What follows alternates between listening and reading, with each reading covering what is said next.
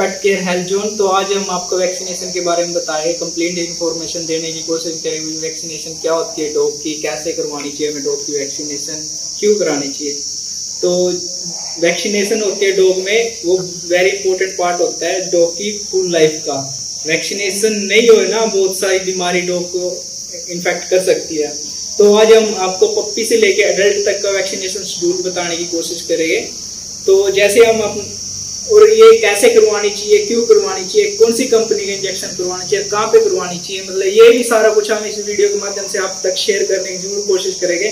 तो सबसे पहले हम जब भी एक नए पप्पी अपने घर में लेके आते हैं, कहीं पे स्ट्रीट डॉग को देखते हैं बेचारे को, उसको भी वैक्सीनेशन की जरूरत होती है।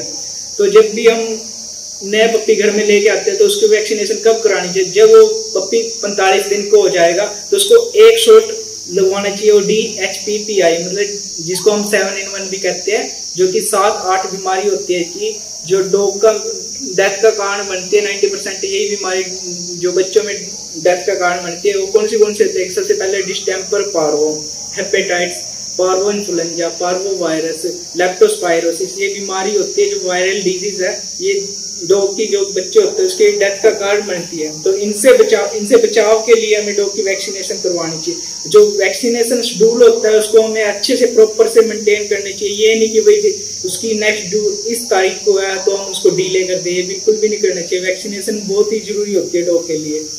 तो स्टार्ट करते हैं कि भाई कैसे करवानी चाहिए, मतलब किस डेट में हमें डॉग की वैक्सीनेशन करानी चाहिए। जैसे हम नए बच्चे लेके आए, पप्पी लेके आए घर में 45 दिन का, तो उसको एक शॉट लगेगा DHPPI का, 7-in-1 कहते हैं।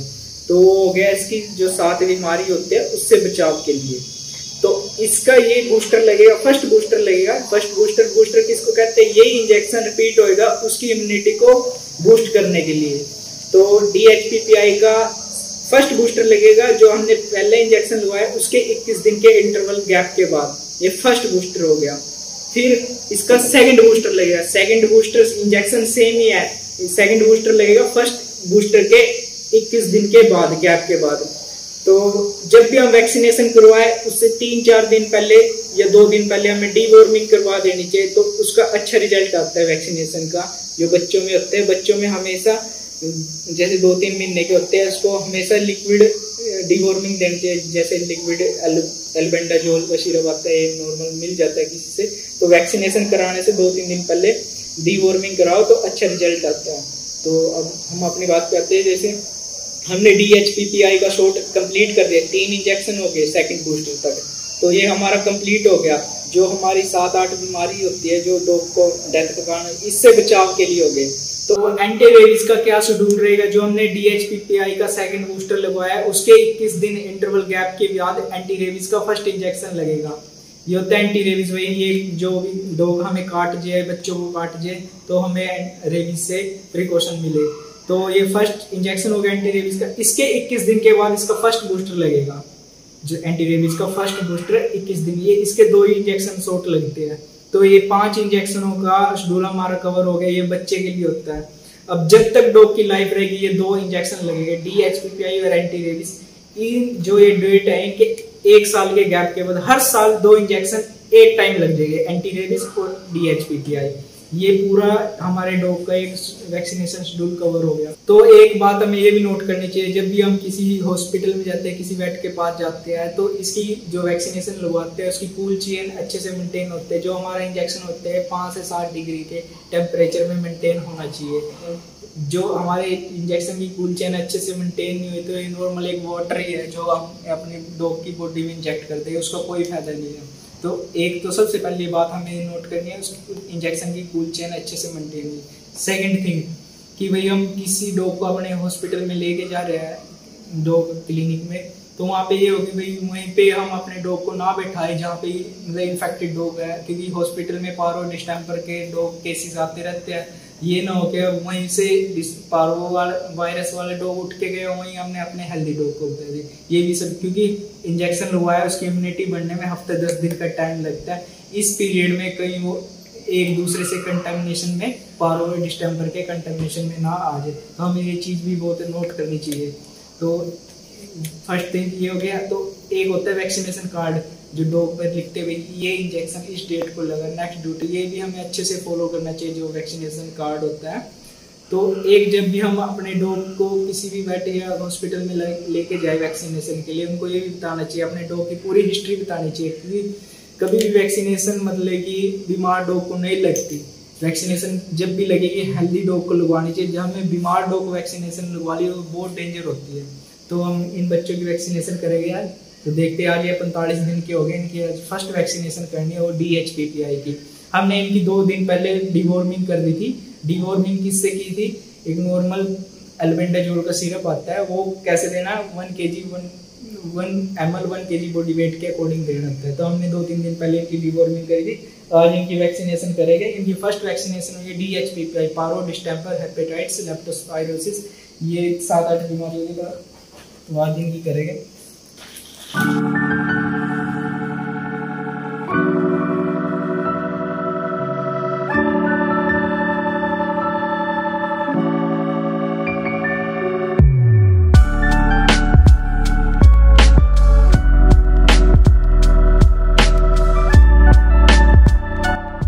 तो आज हम MSD कंपनी की, इंटरवेट कंपनी की, उनको वैक्सीनेशन करेंगे DHPPI। तो DHPPI इसमें विद लैप्टो भी, इसमें डायलेटेंट भी आता है, लैप्टो में भी आते हैं। हमने लैप्टो में किया है ये इसकी।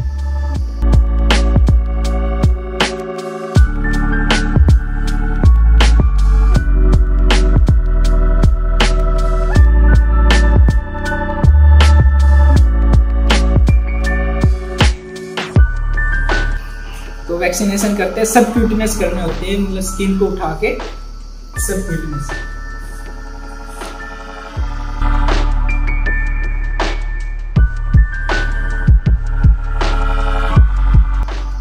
अब ये नेक्स्ट होगी इसके 21 दिन के बाद। ये 45 दिन का बच्चा है, तो 45 दिन में हमने फर्स्ट शॉट दे दिया है। अब इसकी ये वैक्सीनेशन होगी 21 दिन के।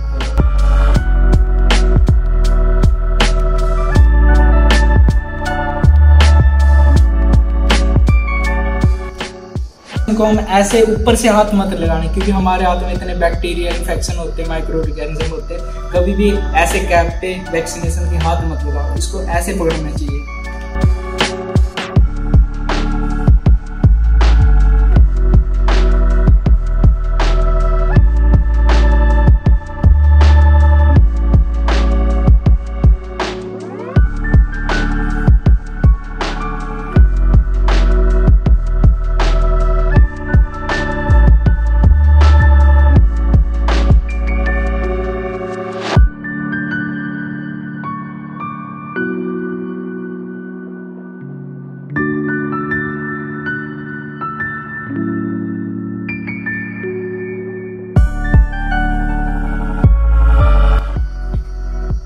अब जैसे हमने इसकी वैक्सीनेशन होगी डॉग की, तो वैक्सीनेशन कब अपना रिजल्ट दिखाएगी? इसमें एंटीबॉडी बनने में हफ्ते 10 दिन का टाइम लगेगा। इतना हमें इसको स्ट्रेस फ्री रखना है, मतलब कहीं बाहर नहीं घुमाना, कहीं पे नहीं जाना, हीट स्ट्रेस से बचाना, मतलब ये हेल्दी होना चाहिए, नहीं तो वैक्सीनेशन ब्रेकआउट हो जाती है।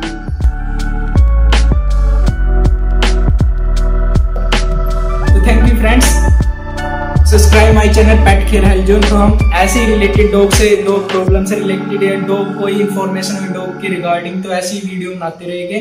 प्लीज कमेंट में बताना कि भाई आपको नेक्स्ट वीडियो किस टॉपिक के ऊपर चाहिए। जिसमें सबसे ज्यादा कमेंट आएंगे उसी टॉपिक के ऊपर हम नेक्स्ट वीडियो बनाने की कोशिश करेंगे। तो subscribe my channel pet care health zone.